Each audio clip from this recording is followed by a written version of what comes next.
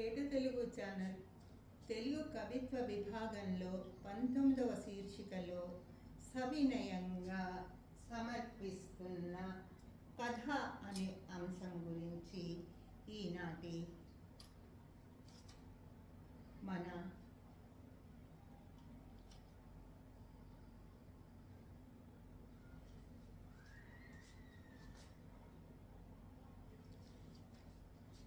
తేట తెలుగు ఛానల్ తెలుగు కవిత్వ 19వ విభాగంలో ఈనాడు సమర్పిస్తున్న కథ విభాగానికి చెందినది మన తెరచాపదించిన పడవ. రచయిత శ్రీ బుచ్చిబాబు గారు. ఆయన గురించి పరిచయం చేయాల్సిన అవసరమే లేదు. ఆయన కవిత్వమే చివరికి మిగిలేది కానీ, నా కథ వ్రాస్తావా అనేవి కానీ, యావత్ ప్రపంచానికి కూడా ఆయన యొక్క పరిచయాన్ని, ఆయన యొక్క పరిణితిని, ఆయన యొక్క కథల యొక్క విశ్లేషణని అందజేస్తూనే ఉంటుంది. ప్రపంచం నలుమూలలా కూడా బుచ్చిబాబు గారి రచనలు మెచ్చుకొని వారు, ఆస్వాదించని వారు ఉండరు. తెలుగు సాహిత్యానికి ఆయన ఒక కలికితురాయి.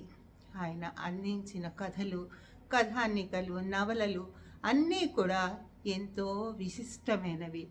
ఇంత పెద్ద కవి గురించి నేను చేస్తున్న, మన తేట తెలుగు ఛానల్ చేస్తున్న ఈ చిన్ని ప్రయత్నాన్ని మీరు సహృదయంతో ఆదరిస్తారని, నన్ను ఆశీర్వదిస్తారని అనుకుంటూ ఈనాటి మన కథా పరిచయంలోనికి ప్రవేశించే ప్రయత్నం చేద్దాము. మీరందరూ కూడా ఆ మహానుభావుని యొక్క ప్రతిభా పాఠవాలకి సవినయంగా నమస్కరిస్తూ ఆ కథా ప్రవేశం చేసే ప్రయత్నం చేద్దాము. నమస్తే.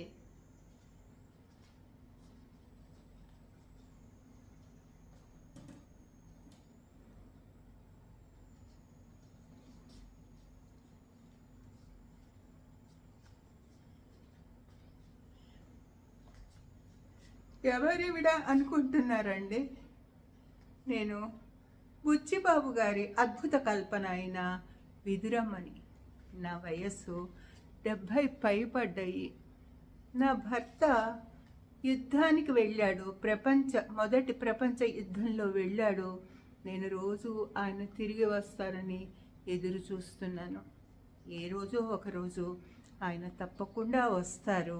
మేమిద్దరము కలిసి మళ్ళీ మధురమైన రోజుల్ని ఆస్వాదిస్తాము.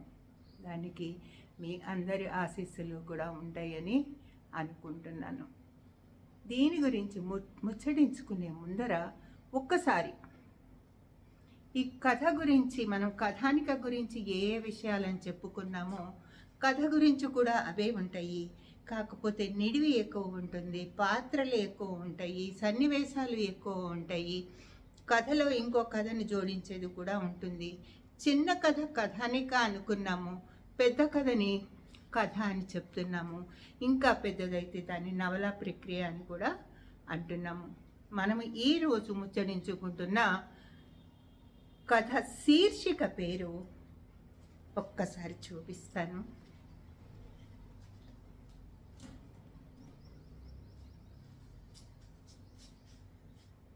తెరచాపదించిన పడవ. ఇది మన జీవన గమ్యం. ఈ పడవని నడిపించే సూత్రధారి శ్రీ బుచ్చిబాబు గారు. ఆయన అసలు పేరు వేరేది ఉందిలేండి, అది కూడా మాట్లాడుకుందాము. ఈ కథలో ఉండే పాత్రధారులు కూడా అద్భుతమైన వాళ్ళు. ముఖ్యంగా 2-3 పాత్రలే చాలా సన్నివేశాలను నడిపించాయి. 1-2 పాత్రలు వాటికి సహాయ పాత్రలుగా వాటి యొక్క వంతు కృషిని కూడా చేసి దానికి ప్రాణం పోసాయి ఈ కథకి. అసలు ఈ కథ ఇతివృత్తం ఏమిటి, ఈ కథలో ఉన్న అంశాలు ఏమిటి, కథనంలో ఉండే ప్రత్యేకత ఏంటి, పాత్రలు ఏ విధంగా కథని ముందుకు నడిపించటానికి తమ వంతు కృషిగా, తమ వ్యక్తిత్వంతో, తమ వ్యక్తిగత అభిప్రాయాలతో, సంభాషణ చాతుర్యముతో, సన్నివేశ కల్పనతో ముందుకు నడిపించారో తెలుసుకునే ప్రయత్నం కూడా చేద్దాము.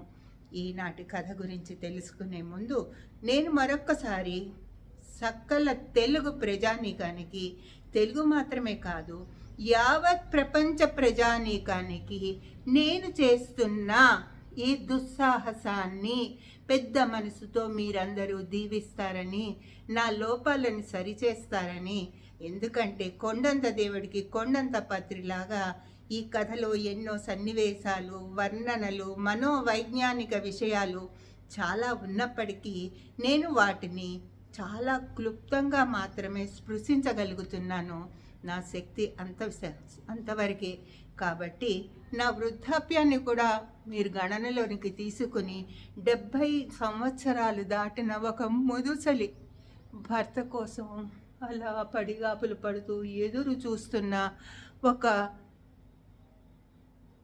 కోరికలు విడిచేసిన శిల్పాన్ని గమనిస్తూ ఆదరిస్తారని ఈ పాఠ్య విభాగంలోనికి వెళ్ళే ప్రయత్నం చేద్దాము. రండి. ఈ కథలో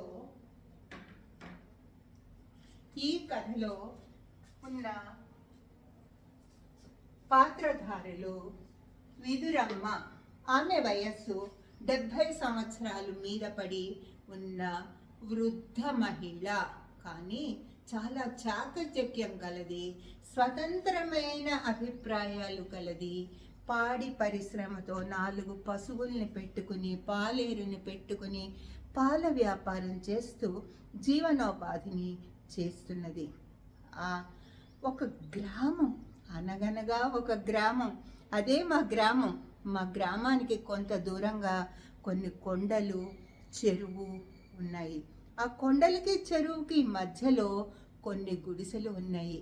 అందులోని ఒక మధ్య తరగతిగా ఉన్న గుడిసె మాది. మా గుడిసె వెనకాల 2 గదుల పెంకుటిల్లు కూడా ఉంది. ఆ పెంకుటిల్లు మా శ్రీవారి గుర్తుగా దాన్ని శుభ్రం చేస్తూ, వాటిని చూస్తూ నేను కాలం గడుపుతున్నాను. అంతేకాకుండా దక్షిణ దిశగా ఒక పశువుల గొట్టం కూడా ఉంది. అందులో మీరు ఎక్కడ చూసినా పాడి వాసన, పశువులు, వాటి గడ్డి, కుడితి, పాలు, పాలు కాస్తున్నవి అన్నీ కనిపిస్తూ ఉంటాయి. ఆ చూరు కూడా దానికి ప్రతీకగా మనకి కనిపిస్తూ ఉంటుంది. అందరూ అంటారు నాకు ఒక విపరీతమైన అవలక్షణము ఉంది అని చెప్తున్నారండి. అదే మార్బిడ్ అని అంటారట ఇంగ్లీష్లో.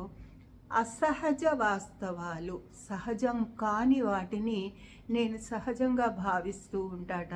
అందులో ఏవేవో నా మధుర స్మృతులు, గత అనుభవాలు తలుచుకుంటూ వాటి స్వస్వరూపాన్ని గుర్తించకుండా వాటిలో ఎన్నో నా యొక్క అభిప్రాయాలని నిక్షిప్తం చేసుకుని అదే విధంగా వాటిని పరమ పదిలంగా భద్రంగా గుండెల్లో దాచుకుంటూ ఉంటాను. కానీ నాకు అనుకోకుండా ఒక పెద్ద సమస్య వచ్చిందండి. ఆ సమస్యే ఈ బుచ్చిబాబు గారు రాస్తున్న కథ యొక్క ఇతివృత్తం.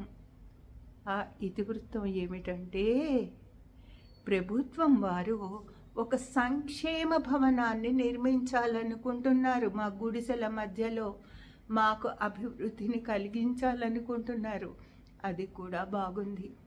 సంక్షేమానికి భవనానికి వాళ్ళకి లభించిన స్థలంలో, వాళ్ళు నిర్ణయించుకున్న స్థలంలో, ప్రభుత్వం వారికి కేటాయించిన స్థలంలో అంతా లభ్యమైంది. ఒక్క 4-5 గజాల స్థలం తప్ప. ఆ స్థలము మాదండి. నాకు ఏమాత్రం ఇష్టం లేదు దాన్ని ఇవ్వటానికి. ఆ స్థలం ఎంతో పెద్దది కాదు, గొప్పది కాదు. కావాలంటే మీరే చూడండి. ఇదే ఆ 4 గజాల స్థలము. ఉండండి, మీకు చూపిస్తాను. ఇక్కడ ఉన్నది ఇది ప్రభుత్వం నా దగ్గర నుంచి బలవంతంగా తీసేసుకుంటాము అన్న స్థలము. ఈ స్థలంలో ఉన్నవి 2 బండరాళ్ళు, ఒక చెట్టు. అవి తొలగించటం కానీ పక్కకి జరపడం కానీ నాకు ససేమిరా ఇష్టం లేదు. దానికి కారణాలు ఏంటో ముందు ముందు మీకే తెలుస్తుంది. నేను ఎందుకు వాటిని అడ్డుకుంటున్నాను, నేను సంక్షేమ భవనం కట్టాలంటే నా స్థలాన్ని ఇవ్వటానికి ఎందుకు ముందుకు రావట్లేదు అనే విషయాలు మీరు త్వరలోనే తెలుసుకుంటారు. అసలు కథ ఎలా ప్రారంభమవుతోంది, ఎవరు ఉన్నారు, నాతో ప్రతివాదనకు దిగేవాళ్ళు ఎవరు నన్ను నిర్బంధిస్తున్నారు, ఎవరు నా స్థలాన్ని తీసేసుకోవాలని చూస్తున్నారు అనే అంశాలన్నీ కూడా మీకు సవిస్తరంగా తెలియజేసే ప్రయత్నం చేస్తాను. రండి.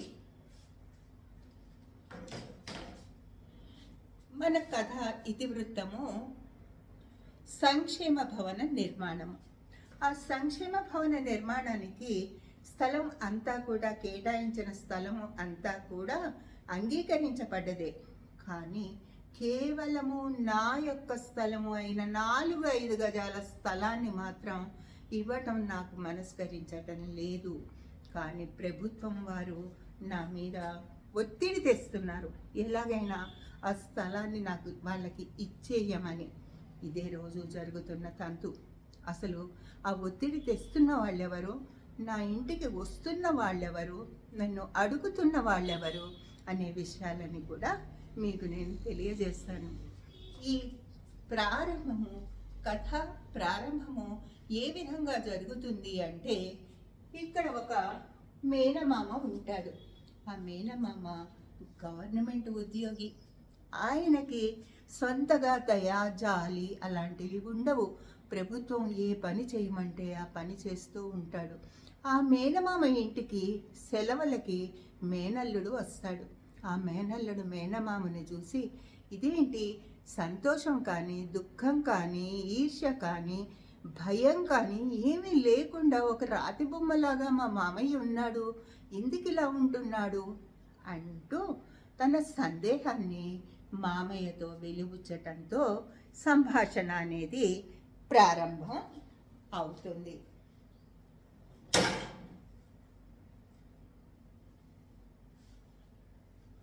మామయ్య, ఏంటి నువ్వు ఇలా ఎలా ఉండగలుగుతున్నావు? నీలో ఒక సంతోషం కానీ, ఒక భయం కానీ, ఒక దుఃఖం కానీ ఏమీ లేకుండా ఉంటున్నావు. అసలు నీకు ఎలా సాధ్యమైంది? అసలు ఎప్పుడూ నీ జీవితంలో ఎటువంటి సంఘటనలు జరగవా? లేదా జరిగిన వాటి యొక్క ఫలితాలని, వాటి జ్ఞాపకాలని ఎప్పటికప్పుడు వదిలేసి నువ్వు ఈ విధంగా నిశ్చలంగా ఉంటున్నావా అని అడగటం మొదలుపెట్టాడు బుచ్చిబాబు. ఇక్కడ మన బుచ్చిబాబు గారి పాత్రలకి పేర్లు ఒక విదురమ్మకి ఇచ్చారు ఇప్పటి వరకు. కానీ ఆ ప్రభుత్వ ఉద్యోగికి, అతని మేనల్లుడికి ఏ పేరు ఇవ్వలేదు. ఈ ప్రభుత్వ ఉద్యోగి యొక్క మేనల్లుడే ఈ కథని ఆశాంతం మనకి చెప్పే కథకుడు. బుచ్చిబాబు గారి మీద గౌరవంతో ఈ కథకుడైన మేనల్లుడి పేరు కూడా బుచ్చిబాబుగానే పాఠక లోకం గౌరవిస్తూ సెలవిచ్చింది.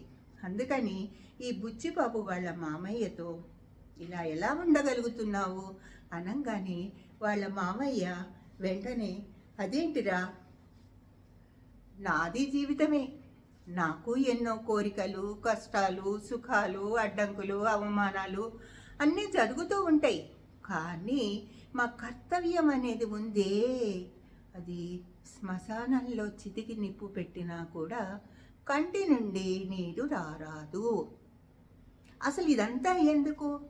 10 సంవత్సరాలు భగవద్గీతని అబ్బించుకోవటానికి, పాఠాన్ని నేర్చుకోవటానికి కట్టిన అది కూడా రాదేమో, అబ్బదేమో, ఆ జ్ఞానం లభ్యం కాదేమో.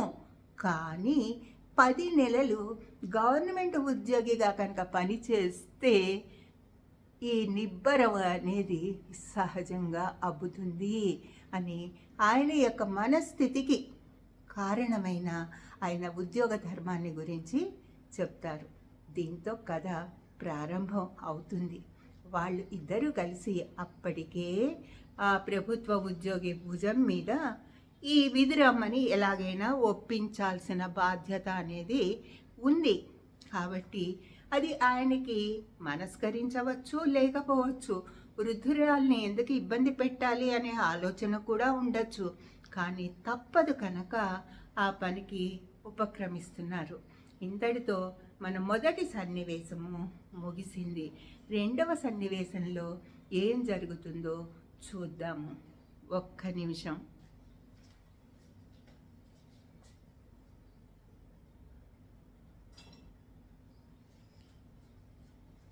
మామ అల్లుడు ఇద్దరూ కూడా సాయం సమయంలో ఈ విదురమ్మ ఇంటికి బయలుదేరారు.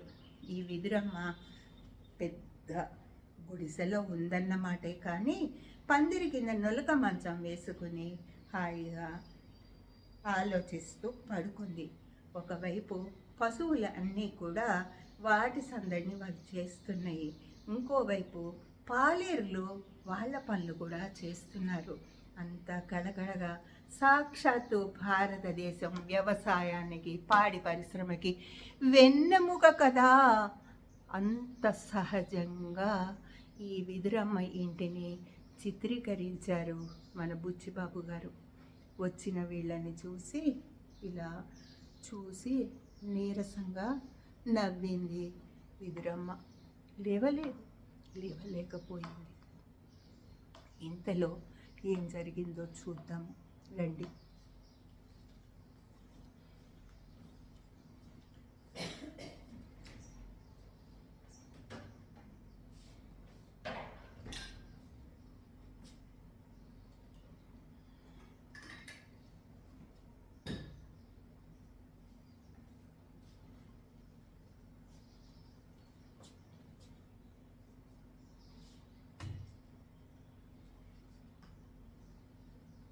వచ్చిన వాళ్ళిద్దరినీ చూసి నవ్వలేక దిగులుతో ఉండిన గుండెలో దాక్కున్న నవ్వు, అది సంతోషంతో పెదవుల మీద వచ్చిన నవ్వు కాదు, కళ్ళల్లో కళకళతో వచ్చిన నవ్వు కాదు, మనసంతా గంతులేసే వచ్చే నవ్వు కూడా కాదు. చర్మము ఎముకలు రెండూ కూడా సంఘర్షణ చేస్తూ లోపల దాగిన నవ్వు దేవతని బలవంతంగా పైకి తెప్పించిన ఒక నిర్లిప్తతతో కూడిన ఒక నవ్వు నవ్వింది. వచ్చారా అని దాన్ని చూసిన బుచ్చిబాబు ఈ గవర్నమెంట్ ఉద్యోగి వాళ్ళ ప్రశ్నలను వేయటం మొదలుపెట్టారు. అంతకు ముందే వచ్చారు, ఆమెకు చెప్పారు ఈ స్థలం మొత్తం గవర్నమెంట్ అధీనంలోకి వెళ్తుందని, నీకు తృణమో పణమో ఇస్తారని కూడా చెప్పారు. అయినా కూడా ఆమె ససేమిరా వల్ల కాదు అంటోంది. దాని కారణం ఏమిటో ఎవ్వరికీ తెలియదు. చాలా స్థలం ఉంది పోని అనుకుందామా అంటే అది కేవలము 4-5 గజాలున్నది. పోని పంటలు పండుతున్నాయా అంటే లేదు. అక్కడ 2 బండరాళ్ళు మాత్రమే ఉన్నాయి. వాటి మధ్యలో ఒక ముసలి చెట్టు, పడిపోవటానికి సిద్ధంగా ఉన్న ముసలి చెట్టు ఉంది. అయినా కూడా ఆవిడ ఇవ్వటానికి ఇష్టపడట్లేదు. అదే కథలో నడుస్తున్న ఉత్కంఠత. ఇతివృత్తం మనకి తెలిసింది. వారి ఇద్దరి మధ్య ఒక సమస్య వచ్చింది. ప్రభుత్వానికి ఆవిడ ఆస్తిని అందజేయాలి. ఈవిడ ఒప్పుకోవట్లేదు. మళ్ళీ బతిమాలుతున్నారు, ఇంకొక అవకాశాన్ని ఇస్తున్నారు. అలా ఇప్పుడు వచ్చి ఆయన మళ్ళీ సంభాషణని మొదలుపెట్టారు. ఆ గవర్నమెంట్ ఉద్యోగి ఈవిడ పాపం లేచి ఇలా గుండెలు అదిమి పట్టుకుని ఇలా వంగి దక్కుని ఆయాసాన్ని తమాయించుకుని వాళ్ళతో మాట్లాడటానికి సిద్ధమైంది. మొదలుపెట్టారు ఆ గవర్నమెంట్ ఉద్యోగి. ఏమంటున్నారో చూద్దాం రండి.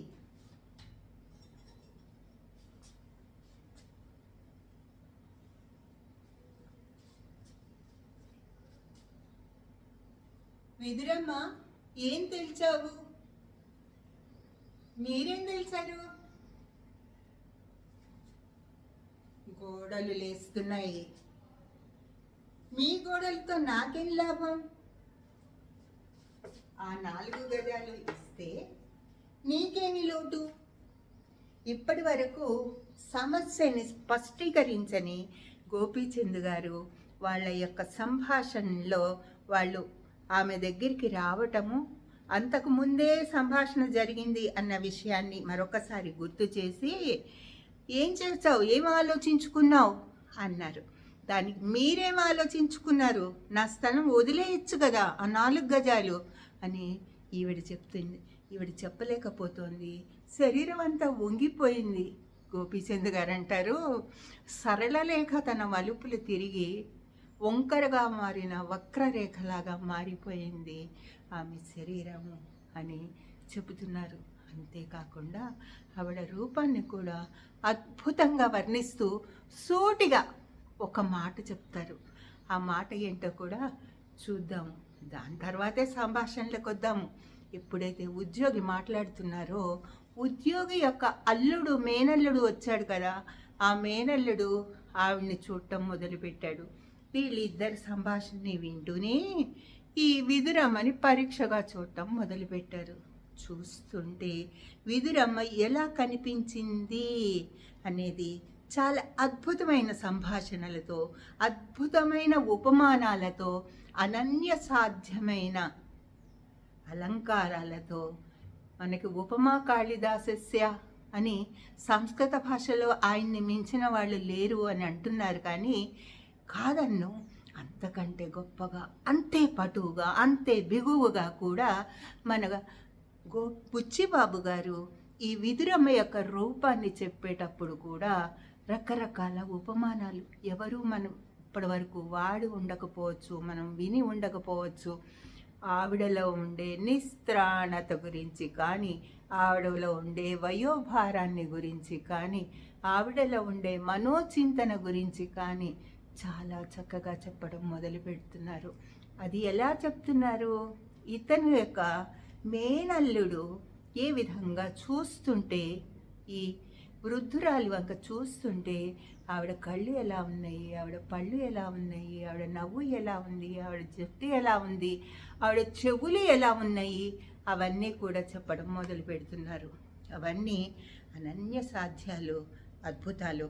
ఒక్కసారి వాటిని గుర్తు తెచ్చుకుందాము. నేను అంత పూర్తిగా వర్ణించలేను, మీరు నన్ను మన్నించాలి.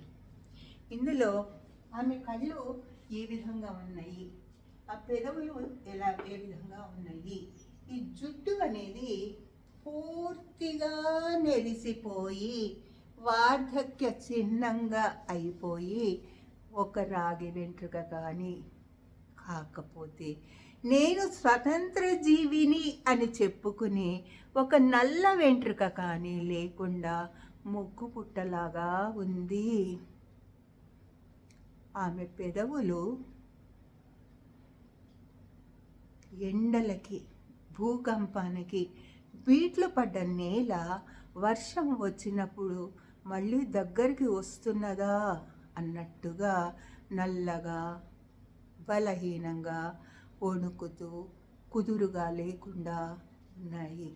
వాటి మధ్యలో ఉన్న పళ్ళల్లో కొంచెం, అంత జీవితం దోచేసుకున్న తర్వాత కొంచెంగా మిగిలిన మెరుపు అనేది నవ్వాలా వద్దా అని ఆలోచిస్తోందిట.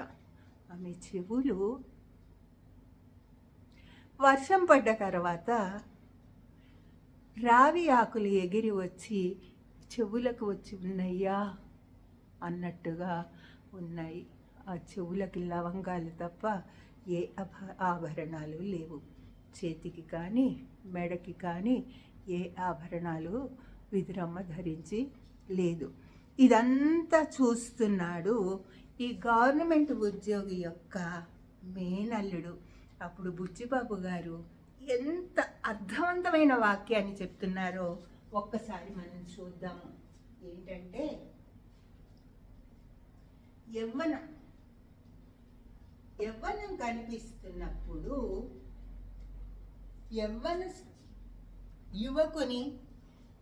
యువతి కన్నులకిట వృద్ధాప్యము స్పష్టంగా కనిపిస్తూ ఉంటుందిట. అదే విధంగా ఈ యువకుడైన బుచ్చిబాబు తదేకంగా విదురమ్మని చూస్తుంటే ఆవిడలో వృద్ధాప్యము అనేది చాలా స్పష్టంగా చూడగలుగుతున్నట్ట.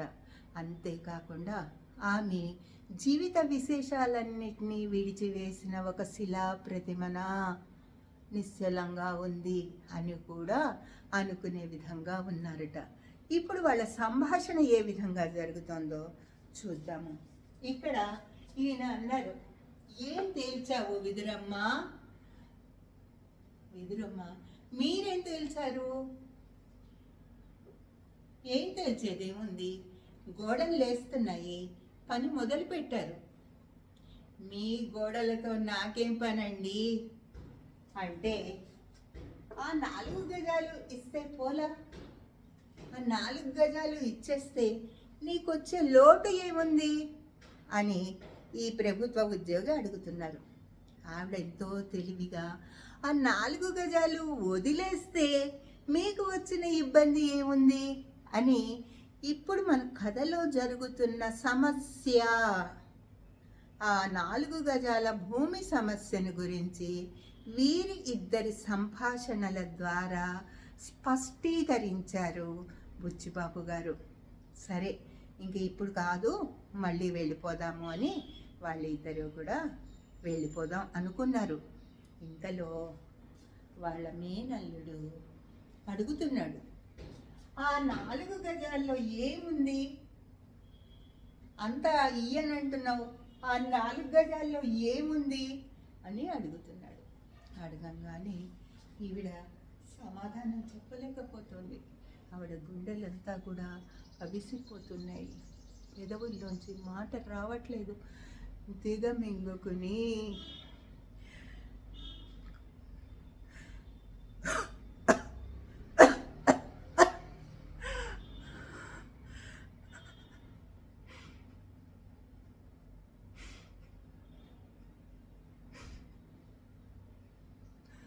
కష్టాలను దిగమింగుకుని కన్నీళ్లను కూడా దాచుకుంటుంది. ఆమె అప్పుడు చెప్పటం మొదలుపెట్టింది, ఈ 4 గజాలలో మీరు చూస్తున్న ఈ 4 గజాలలో మీరు చూస్తున్న ఈ పెద్ద రాయి మా ఆయన, ఈ చిన్న రాయి నేను. ఈ చెట్టు ఇక్కడ కూర్చుని మేము ఎన్నోసార్లు సరదాగా కబుర్లు చెప్పుకుంటూ ఉండేవాళ్ళం, ఎన్నో విషయాలు మాట్లాడుకుంటూ ఉండేవాళ్ళం, ఎంతో సంతోషంగా ఉండేవాళ్ళం. మీ అందరికీ కనిపిస్తున్నట్టుగా ఇది ఇప్పుడు రాయి కాదు, ఇందులో నా భర్త అనుభవాలు అన్నీ కూడా జోడించి నా భర్త యొక్క ప్రతిరూపముగా నాకు ఊరట కలిగిస్తున్న వస్తువు ఇది నేను. దీన్ని మన ఆంగ్ల వైజ్ఞానిక శాస్త్రంలో మార్బిడ్ అని అంటారుట. అంటే అసహజ వాస్తవికత. సహజంగా ఇది రాయి, అసహజంగా ఇది నిజం అంటుంది ఆవిడ. ఇది నా భర్త. ఆ విదురమ్మ నా భర్త కోసం నేను రోజు చూస్తున్నాను. ఇక్కడ నా భర్త, ఇక్కడ నేను కూర్చుని రోజు ముచ్చట్లు చెప్పుకునేవాళ్ళం, సంతోష సమయాలు ఎన్నో గడిపాము. అట్లాంటి దాన్ని, ఆ స్థలాన్ని మీరు ఇచ్చేయమంటారేంటి? ఇవి 2 ఇక్కడి నుంచి జరిపితే మా మీద ఒట్టు అనంగానే సరేనిగా వెళ్ళిపోయారు. ఆ వచ్చిన ఇద్దరు కూడా. మళ్ళీ 3వ అంకం. ఈ 3వ అంకం వచ్చేసేపటికి ఏం జరుగుతుందంటే, ఇంటికి వెళ్ళాక ఈ మేనల్లుడు అడుగుతాడు, మామయ్య నువ్వు అలాగే వదిలేసి వచ్చేసావేంటి ఆవిడ్ని అంటాడు. అంటే మామయ్య అంటాడు, అది కాదు, ఆవిడ వృద్ధురాలు, అలా మనం ఉన్నట్టుండిగా తీసుకుంటామంటే ఒప్పుకోదు, కాబట్టి నేను ఒక ఉపాయాన్ని చేసి మళ్ళీ వెళ్ళి ఆవిడతో మాట్లాడుతూ ఉంటాను, మనిద్దరం వెళ్దాము అని 3వ ఘట్టానికి నాందిని పలుకుతారు. అందులో ఏంటంటే మనోవైజ్ఞానిక శాస్త్రము, తర్కము. బుచ్చిబాబు గారు అందులో తర్కము అనే అంశము ఏ విధంగా పనిచేస్తుంది అనే విషయాన్ని మనందరికీ తెలియజేశారు. దాన్నే ఒక పాట కూడా ఉందండి, ఏ చిత్రమో నాకు తెలియదు. అవునంటే కాదనిలే, కాదంటే అవుననులే, ఆడవారి మాటలకు అర్థాలే వేరులే అని. అలా కాదు, నేను ఇప్పుడు ఆవిడికి వేరేగా చెప్తా.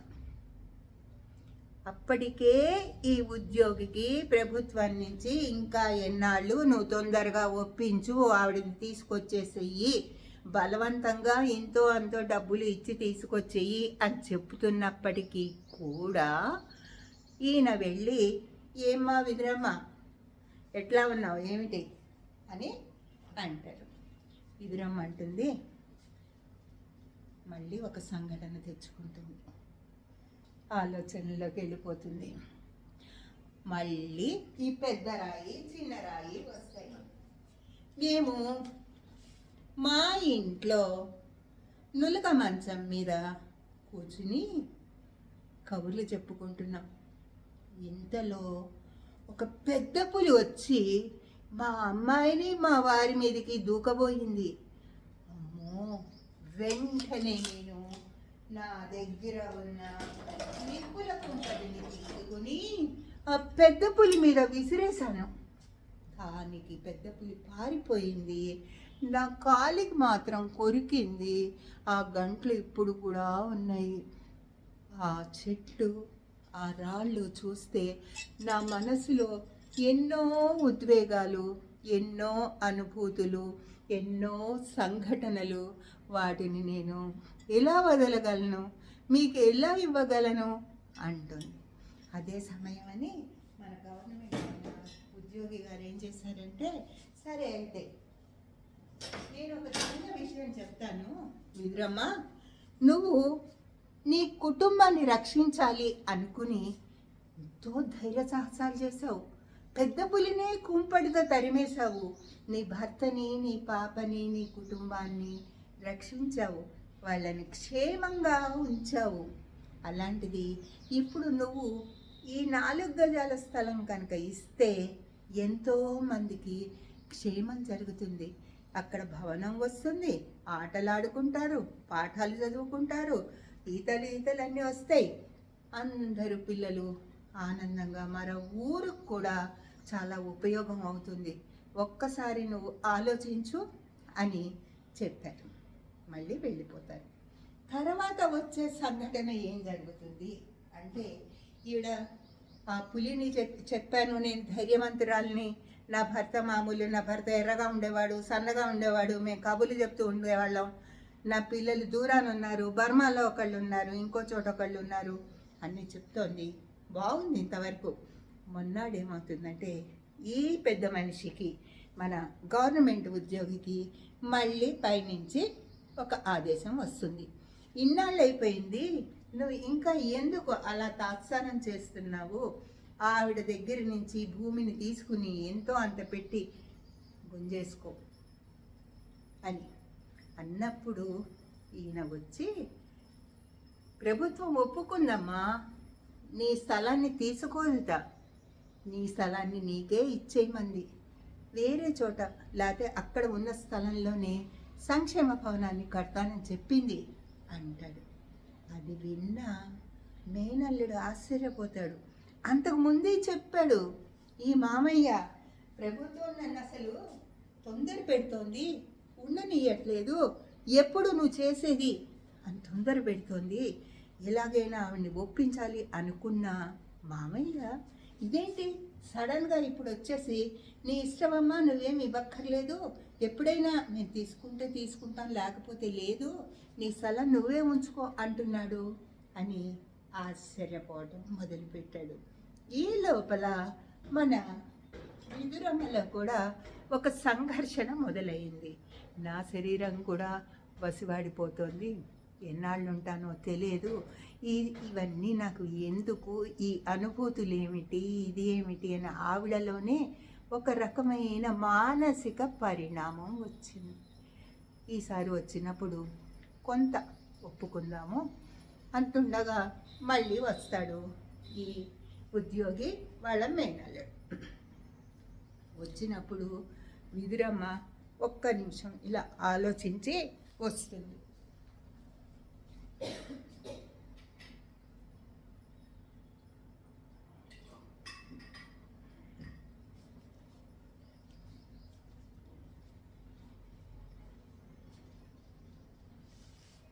మీరు అంటున్నారు కదా, ఆ 2 రాళ్ళని తొలగించండి, నాకు అభ్యంతరం లేదు, కానీ చెట్టును మాత్రం కొట్టకండి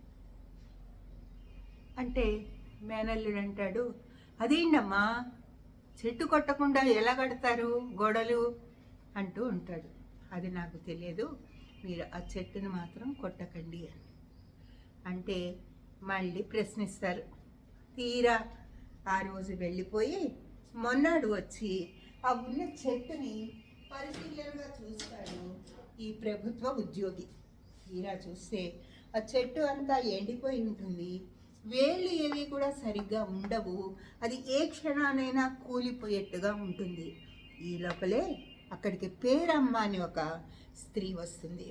ఆమెని అడుగుతాడు, ఏంటమ్మా ఈ కథ, ఈవిడ ఈ చెట్టుని ఎందుకు కొట్టవద్దంటోంది, ఇందులో దాగిన రహస్యం ఏమిటి అని అడుగుతుంది. ఏమీ లేదు, భర్త రాకపోతుంటే ఎదురు చూస్తోంది. ఈ లోపల ఇంకొకడు ఇంద్రన్న అని చాలా లావుగా నల్లగా బలిష్టంగా ఉన్న ఒక స్నేహితుడు దొరికాడు. ఊళ్ళో వాళ్ళందరూ ప్రియుడు ప్రియుడు అని పేరు పెట్టారు. కానీ వాళ్ళిద్దరూ కలిసి ఈ 2 రాళ్ల మధ్యలో చాలా చక్కగా మాట్లాడుకుంటూ ఉండేవాళ్ళు. అసలు ఈ 2 రాళ్ళు ఎలా వచ్చాయో తెలుసా? ఆవిడ వాళ్ళ భర్తతో ఒకరోజు సవాలు చేసి ఆ 2 రాళ్ళని తెప్పించింది. ఈ ఇంద్రన్న అనేవాడు ఆ 2 రాళ్ల నడుమ ఆ చెట్టును పాతాడు. ఆ ఇంద్రన్న గుర్తుగా ఆ చెట్టును కూడా ముట్టుకోనియదు. ఈ భర్త గుర్తుగా తన గుర్తుగా ఈ రాళ్ళని కూడా ముట్టుకోనియదు. కానీ ఈ మధ్య రాళ్ళని జరపడానికి ఒప్పుకుంది అనగానే ఈ గవర్నమెంట్ ఉద్యోగి ఏమనుకుంటాడంటే, ఏ విధంగా అయినా ఈ చెట్టు గురించి తెలుసుకోవాలి అని అక్కడికి వస్తాడు. వచ్చి అది చూస్తున్నప్పుడు ఆ తమ్ముడు, పేరయ్య తమ్ముడు వచ్చి ఆ చెట్టు కూడా తీసేసుకోమంటోంది అని అంటారు. ఇంతకు ముందరే ఈ గవర్నమెంట్ ఉద్యోగికి ఈ విదురమ్మకి ఒక సంభాషణ జరుగుతుంది. రాళ్ళని తొలగించమంటున్నావు కానీ చెట్టు ఎందుకు వద్దంటున్నావు అని ఆవిడ చెప్తుంది.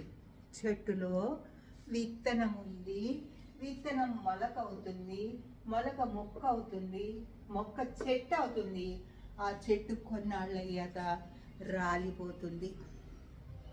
ఇందులో తాత్వికత.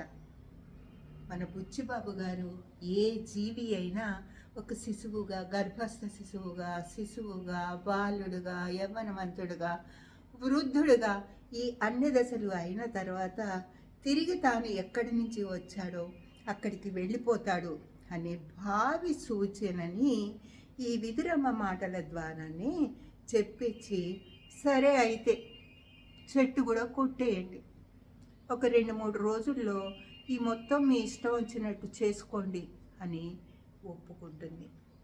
మళ్ళీ ఈ గవర్నమెంట్ ఉద్యోగి వెళ్ళిపోతారు. సరే, గవర్నమెంట్ ఆయన వెళ్ళిపోయారు, 2 రోజులు గడుస్తుంది. ఈ లోపల సడన్గా అనుకోకుండా పెద్ద పెద్ద చప్పుళ్ళు వినిపిస్తూ ఉంటే అక్కడ పేరయ్య తమ్ముడు వెళ్తాడు. తీరా చూస్తే ఈ విదురవ్వ ఒక అట్లకాడ తీసుకుని అట్లకాడతో ఆ చెట్టు మొదల్ని తవ్వుతూ ఉంటుంది. తవ్వుతూ ఆ చెట్టు కాస్త జరిగిపోతూ ఉంటుంది. ఆ చెట్టు మొదట్లో ఒక ఉంగరం దొరుకుతుంది. ఆ ఉంగరాన్ని తన వేలికి పెట్టుకుంటుంది విదురవ్వ. పెట్టుకొని ఆ ఉంగరాన్ని చూస్తూ ఆ అట్లకాడ పట్టుకుని ఇలా చేతిని వదిలేస్తుంది. అసలు కోల్పోతుంది.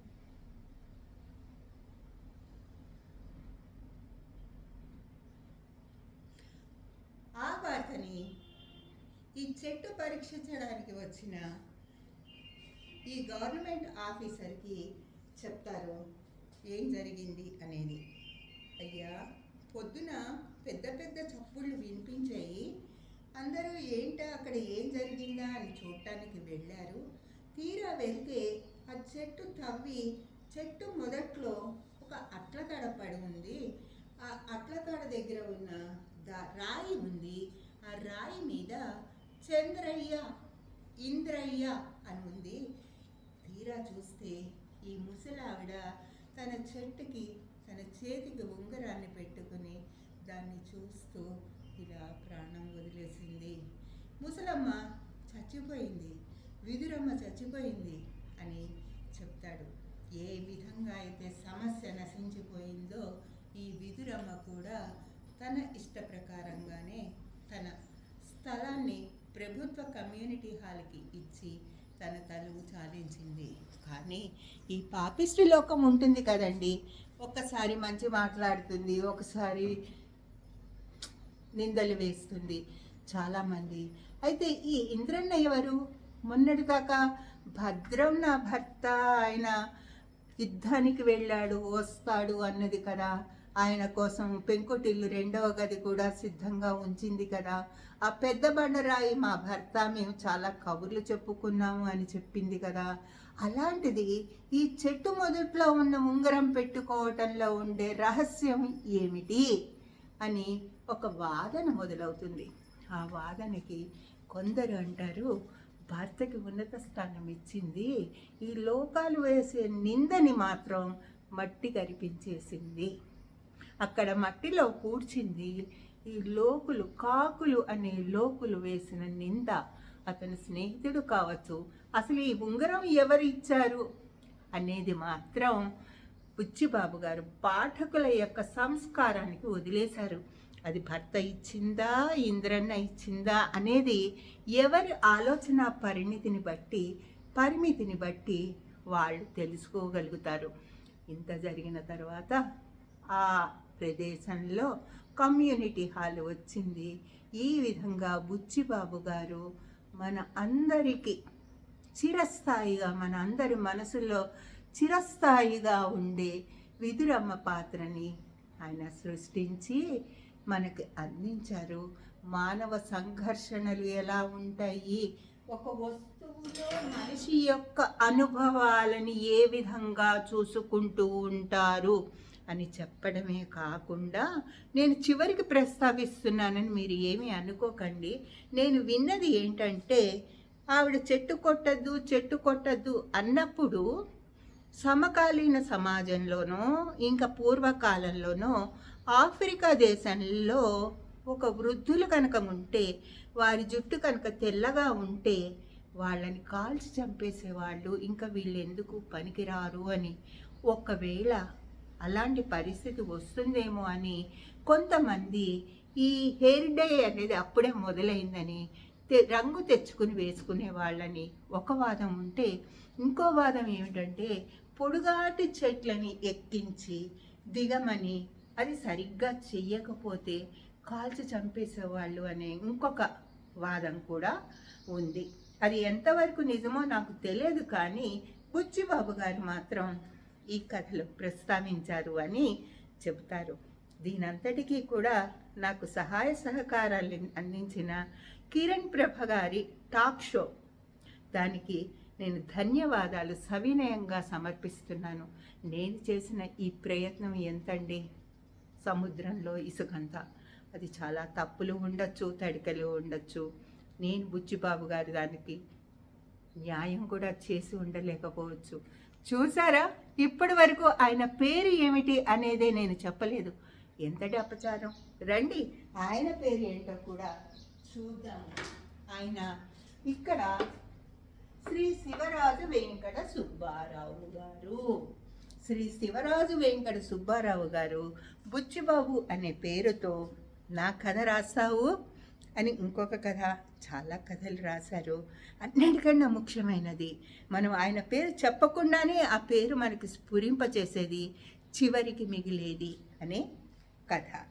నేను ఈనాటి నా చిన్న ప్రయత్నంలో దోషాలు ఉంటే మీరు పెద్ద మనసుతో నన్ను క్షమించి ఆశీర్వదిస్తారని అనుకుంటూ మరో వినూత్న ప్రయత్నంతో మీ ముందుకు వచ్చి సాహసం చేస్తాను. మన్నించండి. నమస్తే. జై తెలుగు తల్లి.